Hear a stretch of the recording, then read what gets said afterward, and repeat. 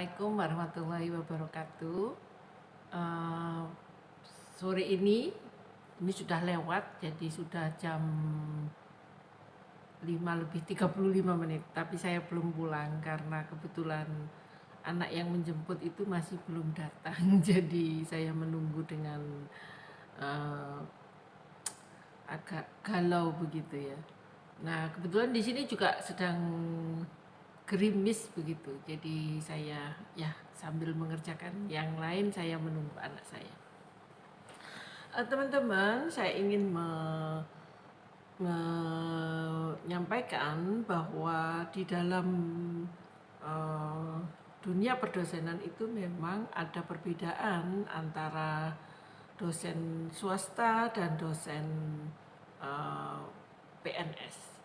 Tetapi hal itu sama sekali bukan merupakan diskriminasi. Ya. Saya melihat dari beberapa tayangan yang berkenaan dengan dunia perdosenan itu tidak dilakukan oleh dosen begitu. Jadi mereka tidak melihat, mereka tidak memahami bahwa dosen itu seperti apa sebetulnya begitu. Nah, kebetulan saya adalah seorang dosen dari Kementerian Kesehatan. Jadi ada dosen itu ada dari yang dosen PNS itu ada dosen yang eh, punyanya Dikti, ada yang dosen dari kementerian lembaga. Jadi ada seperti saya dari Kementerian Kesehatan atau dari Kementerian Agama atau dari Kementerian Pertahanan itu adalah dosen dari kementerian dan lembaga. Nah, kita kalau melihat seperti itu memang ada beberapa eh, sepertinya ada perbedaan, tetapi kalau kita pahami sebetulnya sama saja. Seperti kalau di dalam Kementerian Kesehatan itu kami juga dapat mengakses penelitian, tetapi penelitiannya hanya untuk Kementerian Kesehatan. Sementara dari teman-teman Kementerian Pendidikan itu juga mendapatkan akses misalnya untuk penelitian, pengabdian masyarakat itu ada kantongnya sendiri, jadi ada rumahnya sendiri-sendiri. Ya, jadi kalau teman-teman yang dari dari perguruan tinggi swasta, saya kira banyak juga penelitian-penelitian itu yang di-share dan bisa diakses oleh teman-teman dari swasta. Dan tidak perlu merasa tidak perlu merasa minder ya, dan sangat tidak perlu minder itu, tidak penting minder itu ya, karena kita masih di bawah satu naungan negara Indonesia begitu. Jadi tidak ada istilah minder, itu nggak ada, dan tidak ada istilah bahwa dosen PNS itu menganggap remeh dosen dari swasta, dari PTS, tidak pernah ada ya. Kalau toh mungkin ada, itu hanya kasuistik ya, jadi tidak bisa dikatakan general bahwa dosen PNS itu menganggap remeh teman-teman dari dari PTS. Nggak ada. Karena tugas kita sama dan cara kita bekerja sama. Jadi dosen itu juga melakukan tridharma perguruan tinggi yang di dalamnya ada pendidikan pengajaran, kemudian ada penelitian, dan ada pengabdian masyarakat.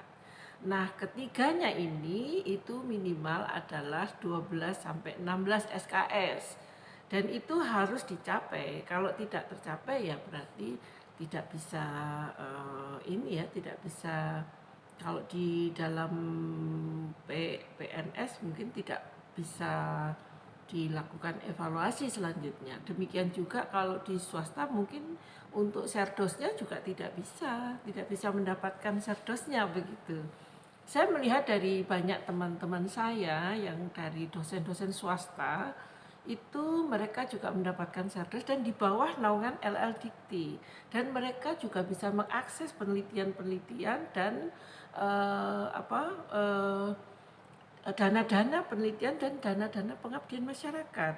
melalui Simliptapmas. Kalau kami dari Kementerian Kesehatan itu kami mengakses dana penelitian dan dana pengabdian masyarakat melalui Simliptapkes. Ya, jadi memang berbeda rumah, jadi itu harus disadari bahwa rumah tentu memiliki ciri yang berbeda tetapi tujuannya sama, yaitu sama-sama memberikan pelayanan kepada generasi kita, kepada mahasiswa dan kepada masyarakat ya, kepada masyarakat. Jadi sangat tidak benar apabila dikatakan bahwa dosen PTS itu lebih rendah barangkali, atau tidak ada dikatakan bahwa dosen PNS itu memandang sebelah mata dosen PTS, tidak ada sama sekali. Ya, jadi saya menegaskan, saya sudah menjadi dosen sejak 1995 sampai sekarang dan tidak pernah ada yang seperti itu. Ya. Jadi itu yang saya ingin menjelaskan kepada teman-teman, bahwa tidak ada yang namanya diskriminasi, tidak ada. Ya. Kemudian teman-teman, jadi sebentar lagi kita akan mulai membuka untuk mulai mengakses ya dana penelitian dan pengabdian masyarakat, karena ini sudah bulan Januari akhir ya. Jadi teman-teman boleh mulai menyiapkan proposal barangkali yang nanti akan bisa di-upload di dalam sistem yang ada di dalam Simliptapkes maupun Simliptapmas. Jadi kalau untuk yang teman-teman dan di LLDikti PTS yang bernaung di bawah LLDikti, tentu saja itu, dan teman-teman dari PTN itu bisa mengakses dana tersebut melalui Simliptapmas.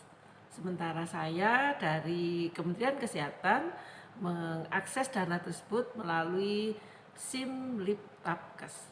Kebetulan saya alhamdulillah tahun kemarin sudah mulai mengajukan proposal dan alhamdulillah diterima. Jadi pada tahun kemarin saya mengajukan untuk dilakukan penelitian di tahun 2025 ini. Kemarin mendapatkan dana sebesar untuk 2 tahun, jadi 1 tahun kami mendapatkan 150 juta, jadi kalau 2 tahun 300 juta, tetapi tentu ketika memasuki tahun kedua tentu dilakukan evaluasi apakah layak untuk mendapatkan dana di tahun kedua. Demikian juga alhamdulillah pada tahun 2024 kemarin proposal untuk pengabdian masyarakat saya juga disetujui dan diberikan dana yang bisa digunakan untuk untuk melakukan pengabdian masyarakat. Jadi nanti suatu saat saya akan membuat video untuk bagaimana menyusun proposal, baik itu proposal pengabdian masyarakat maupun proposal penelitian yang semoga bisa menginspirasi untuk bisa diterima dan mendapatkan dana dari dari pemerintah untuk melakukan penelitian dan pengabdian masyarakat. Baik, saya kira kita sama-sama mengabdi, sama-sama memberikan yang terbaik untuk negara ini, yang terbaik untuk generasi kita. Baik, selamat sore. Assalamualaikum warahmatullahi wabarakatuh. Selamat melanjutkan aktivitas ya. Di sini sekarang sudah jam 6 kurang seperempat, tetapi anak saya masih belum menjemput ya. Mudah-mudahan sebentar lagi sudah datang.